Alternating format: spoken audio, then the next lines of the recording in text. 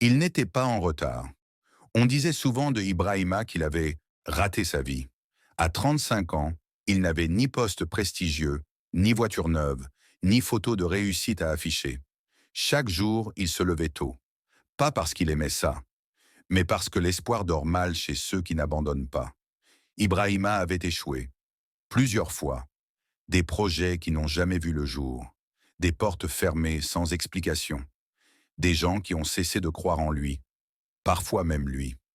Un soir fatigué, il s'assit seul et se posa une question simple. Et si je n'étais pas nul, mais juste en construction? Cette pensée changea tout.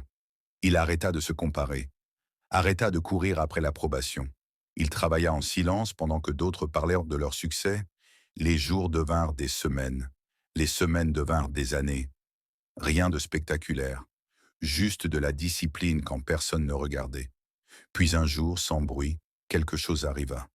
Une opportunité. Petite, modeste, mais réelle. Ibrahima la saisit, puis une autre, puis encore une. Les mêmes personnes qui disaient qu'il était en retard commencèrent à dire qu'il avait eu de la chance. Mais Ibrahima sourit, parce qu'il savait une chose que peu de gens comprennent. La réussite n'arrive pas en retard. Elle arrive quand tu es prêt.